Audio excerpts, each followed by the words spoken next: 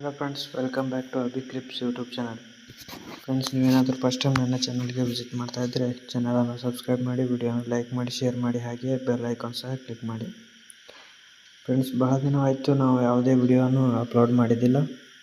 ಆದರೆ ಇವತ್ತು ನಾನು ಒಂದು ಸಾಯಿಲ್ ಸ್ಯಾಂಪ್ಲಿಂಗ್ ಅಂದರೆ ಮಣ್ಣಿನ ಮಾದರಿಯನ್ನು ತಗೊಳ್ಳೋದು ಹೆಂಗೆ ಅಂತೇಳಿ ಒಂದು ಡಿಸ್ಕಸ್ ಮಾಡ್ತಿದ್ದೇವೆ. ಯಾಕಂದರೆ ನಾವು ರೂರಲ್ ಅಗ್ರಿಕಲ್ಚರಲ್ ವರ್ಕ್ ಎಕ್ಸ್ಪೀರಿಯನ್ಸ್ ಅಂಥೇಳಿ ಒಂದು ರಾವೆ ಪ್ರೋಗ್ರಾಮ್ ಇರುತ್ತೆ. ಯಾರಿಗೆ ಅಂದರೆ BSc ಅಗ್ರಿಕಲ್ಚರ್ ಓದ್ತಾ ಇರುವಂಥ ವಿದ್ಯಾರ್ಥಿಗಳಿಗೆ. ಅಲ್ಲಿ ಹೋದಾಗ ಭಾಳಷ್ಟು ರೈತರು ಏನು ಕೇಳ್ತಾರೆ ಅಂದ್ರೆ, ನಾವು ಕರೆಕ್ಟಾಗಿ ಗೊಬ್ಬರ ಹಾಕ್ತೇವೆ, ಬಟ್ ಆದರೂ ನಮ್ಗೆ ಲಾಭ ಬರ್ಲಾಗ್ಯದ, ಇಳುವರಿ ಚಲೋ ಬರ್ಲಾಗ್ಯದ. ನಾವು ಗೊಬ್ಬರ ರೆಕಮೆಂಡೆಡ್ ಎಷ್ಟು ಇರ್ತೈತೆ ಅಷ್ಟೇ ಹಾಕ್ತೇವೆ, ಅಷ್ಟಾದರೂ ಬರ್ಲಾಗ್ಯದ. ಗೊಬ್ಬರ ಹಾಕಲಿಲ್ಲ ಅಂದರೂ ಲಾಭ ಬರ್ಲಾಗ್ಯದ, ಏನು ಮಾಡ್ಬೇಕು ಇದಕ್ಕೆ? ಅದು ಹಂಗತಿ ಕೇಳಿದಾಗ ಕೆಲವೊಬ್ರು ದೊಡ್ಡವ್ರು ಏನು ಹೇಳ್ತಾರೆ ಅಂದ್ರೆ, ತಿಳಿದವರು ಮತ್ತು ಏನಾರ ಅಗ್ರಿಕಲ್ಚರ್ ಆಫೀಸರ್ಗಳು ಏನು ಹೇಳ್ತಾರೆ ಅಂದ್ರೆ, ನೀವು ಸಾಯಿಲ್ ಟೆಸ್ಟಿಂಗ್ ಮಾಡಿಸ್ರಿ ಅಂತಾರೆ. ಸಾಯಿಲ್ ಟೆಸ್ಟಿಂಗ್ ಅಂದ್ರೆ ನಮ್ಮ ರೈತರಿಗೆ, ಹಳ್ಳಿ ಕಡೆ ಇರುವಂಥ ರೈತರಿಗೆ ಏನಂದ್ರೆ ಭಾಳ ಮಂದಿಗೆ ಗೊತ್ತಾಗಲ್ಲ. ಏನು ಮಾಡಬೇಕು, ಹ್ಯಾಂಗೆ ಮಾಡಿಸ್ಬೇಕು ಸಾಯಿಲ್ ಸ್ಯಾಂಪಲ್, ಮತ್ತು ಮಾಡಿ ಏನು ಮಾಡ್ಬೇಕು ಮುಂದೆ, ಅದು ಡೀಟೇಲ್ಸ್ ಎಲ್ಲಿ ಹೋಗಿ ಕೊಡಬೇಕು, ಏನೂ ಗೊತ್ತಿಲ್ಲ. ಹಾಗಾಗಿ ಬಹಳ ಜನ ರೈತರು ಕೇಳ್ತಾರೆ, ಎಲ್ಲಿ ತೊಗೋಬೇಕು, ಯಾವಾಗ ತೊಗೋಬೇಕು, ಹೆಂಗೆ ತೊಗೋಬೇಕು, ಏನೇನು ತೊಗೊಂಡು ಏನು ಮಾಡಬೇಕು, ಹಿಂಗೆ ರೈತರು ಕೇಳ್ತಾರೆ. ಅದಕ್ಕೆ ಎಲ್ಲ ರೈತರಿಗೆ ಒಳ್ಳೆಯದಾಗಲಿ ಅಂಥೇಳಿ, ಮತ್ತು ಎಲ್ಲ ಕೇಳದೇ ಇರುವ ರೈತರಿಗೂ ಸಹ ಒಳ್ಳೆಯದಾಗಲಿ ಅಂಥೇಳಿ, ತಿಳ್ಕೊಳ್ಳಿ ಅಂಥೇಳಿ ಇವತ್ತೊಂದು ನಾವು ಮಣ್ಣಿನ ಮಾದರಿಯನ್ನು ತೆಗೆಯುವ ಒಂದು ವಿಧಾನ ಅಂತ ಹೇಳ್ತಾ ಇದ್ದೀನಿ. ಆ್ಯಂಡ್ ಮೊದಲಿಗೆ ಏನಪ್ಪ ಅಂದ್ರೆ, ಈ ಮಣ್ಣು ಪರೀಕ್ಷೆ ಮಾಡಲು ಮಣ್ಣಿನ ಮಾದರಿ ಅಂದರೆ ಸ್ಯಾಂಪಲ್ ಹೆಂಗೆ ಕಲೆಕ್ಟ್ ಮಾಡಬೇಕು. ಒಂದನೇದಾಗಿ ಏನಂದ್ರೆ, ಯಾವ ಟೈಮ್ದಾಗ ಕಲೆಕ್ಟ್ ಮಾಡ್ಬೇಕಂದ್ರೆ, ಬ್ಯಾಸ್ಗ್ಯಾಗ ಅದೊಂದು ಭಾರಿ ಚಲೋ ದಿನ. ನಾವು ಮಣ್ಣು ಪರೀಕ್ಷೆ ಮಾಡಿಸ್ಬೇಕಂದ್ರೆ ಬ್ಯಾಸಿಗೆ ಮಾಡಿಸ್ಬೇಕು. ಯಾಕಂದ್ರೆ ಬ್ಯಾಸಿಗೆ ಬಿಸಿಲು ಸಲುವಾಗಿ, ಅಂದ್ರೆ ಬ್ಯಾಸಿಗೆ ಉಷ್ಣಾಂಶದಿಂದ ಏನಾಗ್ತಾವಂದ್ರೆ, ಹೊಲದಾಗಿರುವಂಥ ಎಲ್ಲ ಮತ್ತು ಗೊಬ್ಬರ ಹಾಕಿರ್ತೀವಲ್ಲ ನಾವು ಫರ್ಟಿಲೈಸರ್ಸ್, ಆ ಫರ್ಟಿಲೈಸರ್ಸ್ ಒಳಗಿಂದ ಏನು ಒಂದಿಷ್ಟು ಅಂಶಗಳು ಇರ್ತಾವೆ, ಅವು ಹಳ್ಳಿ ಕೀಟನಾಶಕ, ಇನ್ಸೆಕ್ಟಿಸೈಡ್, ಪೆಸ್ಟಿಸೈಡ್ ಎಲ್ಲ ಹೊಡೆದಿರ್ತಾವಲ್ಲ, ಅವು ಅಂಶಗಳು ಏನಾಗ್ತಾವಂದ್ರೆ ಬ್ಯಾಸಿಗೆ ಉಷ್ಣಾಂಶದಿಂದ ಎಲ್ಲ ಆವಿಯಾಗಿ ಹೋಗ್ತಾವೆ. ಆವಿಯಾಗಿ ಹೋದ ಬಳಿಕ ನಮಗೆ ಬ್ಯಾಸಿಯಾಗಿ ಏನು ಸಿಗ್ತದೆ ಅಂದ್ರೆ, ಪ್ಯೂರ್ ಫುಲ್ ಫರ್ಟೈಲ್ ಇರುವಂಥ ನಮಗೆ ಸಾಯಿಲ್ ಸಿಗ್ತೈತಿ. ಅದಕ್ಕಾಗಿ ಈ ಸಾಯಿಲ್ ಸ್ಯಾಂಪ್ಲಿಂಗ್ ಮಾಡೋಕ್ಕೆ, ಸಾಯಿಲ್ ಟೆಸ್ಟಿಂಗ್ ಮಾಡಿಸ್ಲಿಕ್ಕೆ ಸಾಯಿಲ್ ಸ್ಯಾಂಪ್ಲಿಂಗ್ ಬ್ಯಾಸಿಗೆ ದಿನದಾಗ ತೊಗೋಬೇಕಾಗ್ತದೆ. ಬ್ಯಾಸಿಗೆ ದಿನದಾಗ ಅದು ಯಾವ ಬ್ಯಾಸಿಗೆ ದಿನದಾಗ ಯಾವ ದಿನ ಅಂದ್ರೆ, ಹಿಂಗಾರಿ ಕ್ರಾಪ್ಸ್ ಹಾರ್ವೆಸ್ಟ್ ಮಾಡಿ ಮುಂಗಾರಿ ಕ್ರಾಪ್ಸ್ ಬೆಳೆಯೋದಕ್ಕಿಂತ ಮೊದಲೇ ಈ ಒಂದು ನಾವು ಸಾಯಿಲ್ ಸ್ಯಾಂಪಲ್ ತೊಗೋಬೇಕಾಗುತ್ತೆ. ಸಾಯಿಲ್ ಸ್ಯಾಂಪ್ಲಿಂಗ್ ತೊಗೊಳ್ಳೋದು ಯಾವಾಗ ತೊಗೊಳ್ಳೋದು ಗೊತ್ತಾಯ್ತು. ಈಗ ಹೆಂಗೆ ತೊಗೊಳ್ಳೋದಪ್ಪ ಸಾಯಿಲ್ ಸ್ಯಾಂಪ್ಲಿಂಗ್? ಮೊದಲಿಗೆ 2.5 ಎಕರೆದಾಗ ಒಂದು ಸ್ಯಾಂಪಲ್ ತೊಗೋಬೇಕಾಗ್ತದೆ. ನಾವು ಒಂದು ಸ್ಯಾಂಪಲ್ ಅಂದ್ರೆ 8ರಿಂದ 10 ಪಿಟ್ಗಳು ತೊಗೊಳ್ಬೇಕಾಗ್ತದೆ ನಾವು ನೆಲದಾಗ. ಯಾವ ಶೇಪ್ ಅಂದ್ರೆ ವಿ ಶೇಪ್ ಪಿಟ್ ತೊಗೋಬೇಕು. ವಿ ಶೇಪ್ ಯಾಕೆ ತೊಗೊಳ್ಬೇಕಪ್ಪ ಅಂದ್ರೆ, ನಾವು ಸಲಿಕೆದಿಂದ 1 ಇಂಚ್ ದಪ್ಪವಾಗಿ ಮೇಲಿಂದ ಕೆಳಗೆ 2 ಸೈಡ್ ಮಣ್ಣು ತೊಗೋಬೇಕು. ಅದ್ರ ಸಲುವಾಗಿ ವಿ ಶೇಪ್ ತೊಗೋಬೇಕಾಗ್ತದೆ. ವಿ ಶೇಪ್ ತೊಗೊಂಡ್ರೆ ನೀವು ಕರೆಕ್ಟ್ ಒಂದೇ ಸ್ಟೇಟಾಗಿ ಮಣ್ಣು ತೊಗೊಳಕ್ಕೆ ನಮಗೆ ಹೆಲ್ಪ್ ಆಗ್ತದೆ. ಅದಕ್ಕೆ ವಿ ಶೇಪ್ ತೊಗೋತೀವಿ. ನಾವು ಚೌಕಾಕಾರದಾಗ ತೊಗೊಂಡಿರ್ತೀವಿ, ಕರೆಕ್ಟಾಗಿ ಒಂದೇ ಲೆವೆಲಾಗಿ ಮಣ್ಣು ನಮಗೆ ಸಿಗಲ್ಲ ಸೈಡಿಂದ. ಅದ್ರ ಸಲುವಾಗಿ ನಾವು ವಿ ಶೇಪ್ ತೊಗೋತೀವಿ. ಆ್ಯಂಡ್ 8ರಿಂದ 10 ಪೀಟ್ಗಳು ನೆಲದಾಗ ತೊಗೊಳ್ಬೇಕಾಗ್ತದೆ. ಮತ್ತು ಒಂದು ಪೀಟ್ದಿಂದ ಇನ್ನೊಂದು ಪೀಟಿಗೆ ಎಷ್ಟು ದೂರ ಇರಬೇಕಪ್ಪ ಹಂಗಂದ್ರೆ, ಒಂದು 10ರಿಂದ 12 ಹೆಜ್ಜೆ ಒಂದು ಪಿಟ್ಟದಿಂದ ಇನ್ನೊಂದು ಪಿಟ್ಟಿಗೆ ಅಂತರ ಇರಬೇಕಾಗ್ತದೆ. ಇದು ಅಂತರದಾಯ್ತು. ಪಿಟ್ ಯಾವ ರೀತಿ ತೊಗೊಳ್ಬೇಕಪ್ಪ ಅಂದ್ರೆ, ಈಗ ಒಂದು ಜಿಗ್ಜಾಗ್ ಆ ಥರದಾಗ ಈ ಹಂಗೆ ಇದು ವಿ ಶೇಪ್ನಾಗ ಗುಂಡಿ ತೊಡೋದು ಇಷ್ಟು ತಿಕ್ ಬರ್ಬೇಕಾಗತ್ತೆ. 1 ಇಂಚ್, ಇದು 1 ಇಂಚ್ ತಿಕ್ನೆಸ್ ಇರ್ಬೇಕಾ.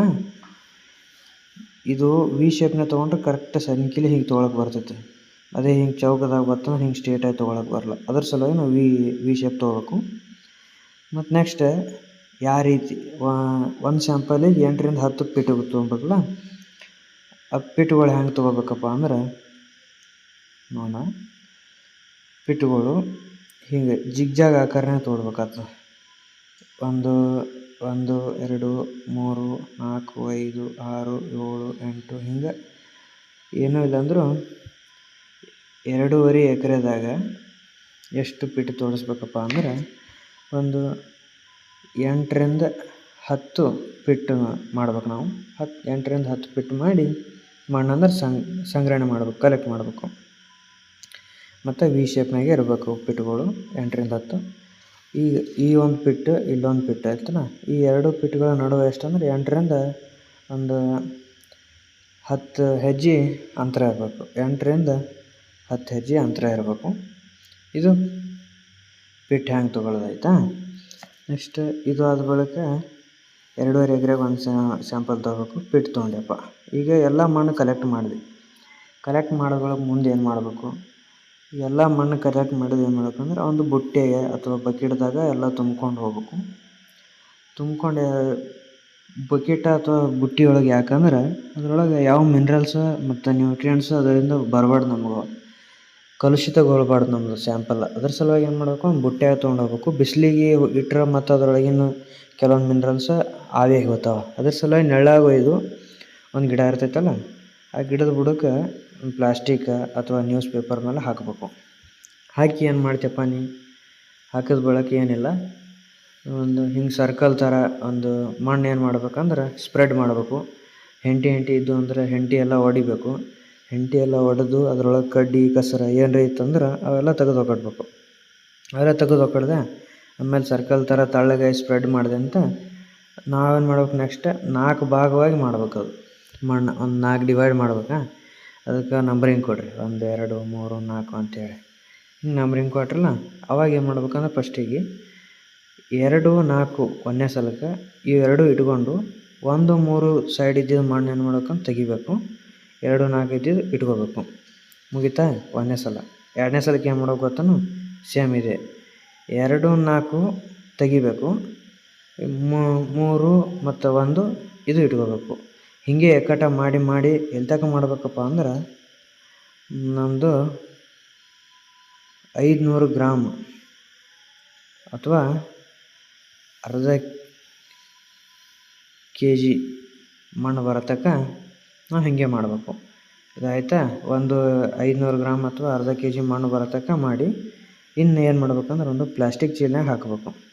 ಪ್ಲಾಸ್ಟಿಕ್ ಚೀಲನಾಗ ಹಾಕಿ ಅದಕ್ಕೆ ಲೇಬ್ಲಿಂಗ್ ಮಾಡಬೇಕು.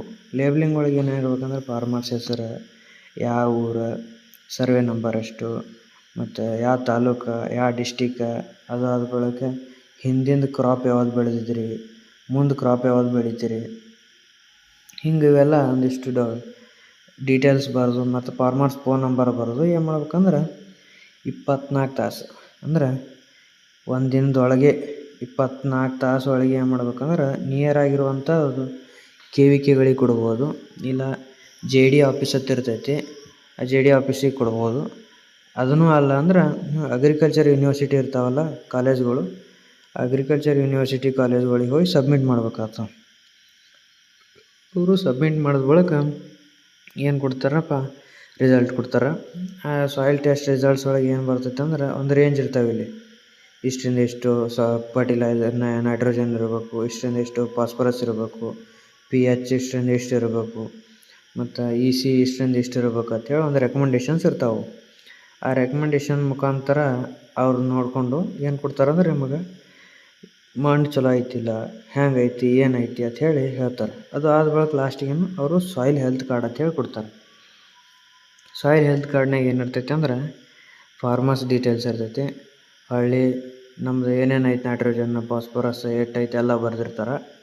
ಅದಾದ ಬಳಿಕ ಲಾಸ್ಟಿಗೆ ಏನು ಕೊಟ್ಟಿರ್ತಾರಪ್ಪ ಅಂದ್ರೆ ನೀವು ಮಣ್ಣಿನೆಲ್ಲ ಪರಿಶೀಲನೆ ಮಾಡಿದ ಬಳಿಕ ಏನು ಮಾಡ್ತಾರಂದ್ರೆ ನಿಮ್ಮ ಹೊಲ್ದಾಗ ಎಷ್ಟು ನೈಟ್ರೋಜನ್ ಐತಿ, ಎಷ್ಟು ಫಾಸ್ಫರಸ್ ಐತಿ ಎಲ್ಲ ನೋಡಿ ಏನು ಮಾಡ್ತಾರಂದ್ರೆ ಅವರು ನಾವು ಯಾವ ಕ್ರಾಪ್ ಬೆಳಿಬೇಕು ಮತ್ತು ಯಾವ ವೆರೈಟಿ ಬೆಳಿಬೇಕು, ಎಷ್ಟು ಗೊಬ್ಬರ ಹಾಕಬೇಕು, ಯಾವ ಗೊಬ್ಬರ ಹಾಕಬೇಕು ಎಲ್ಲ ಅವರು ಏನು ಮಾಡ್ತಾರೆ ಕೆಳಗೊಂದು ಟೇಬಲ್ ಒಳಗೆ ಕೊಟ್ಟಿರ್ತಾರೆ.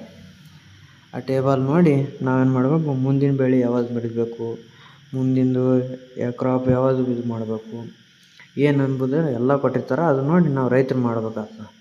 ಅವೆಲ್ಲ ಮಾಡಿದ ಬಳಿಕ ನಮ್ಮ ರೈತರಿಗೇನು ಒಂದು ಕರೆಕ್ಟಾಗಿ ಐಡಿಯಾ ಸಿಕ್ಕು ಅವ್ರಿಗೆ ಲಾಭ ಬರ್ತೈತೆ ರೈತರಿಗೆ. ಇದು ಮುಗಿತಾ. ಈಗ ನೆಕ್ಸ್ಟ್ ಪಾಯಿಂಟ್ ಏನಂದ್ರೆ ನಾವು ಎಲ್ಲೆಲ್ಲಿ ಮಣ್ಣು ತೊಗೋಬಾರ್ದು, ಇದು ಮೇನ್ ಪಾಯಿಂಟ್.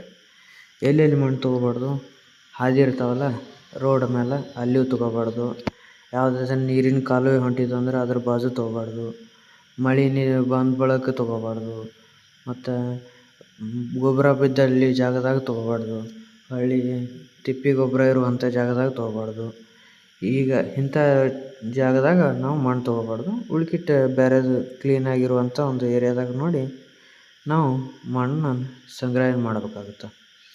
ಇದೆಲ್ಲ ಮುಗಿತಾ, ಮಣ್ಣು ಸಂಗ್ರಹಣೆ ಮಾಡಿ KVK ಕೊಟ್ರಿ, ಅಲ್ಲಿ ಅಗ್ರಿಕಲ್ಚರ್ ಯೂನಿವರ್ಸಿಟಿ ಕೊಟ್ರಿ, ಅವರು ರಿಸಲ್ಟ್ ಯಾವಾಗ ಕೊಡ್ತಾರೆ?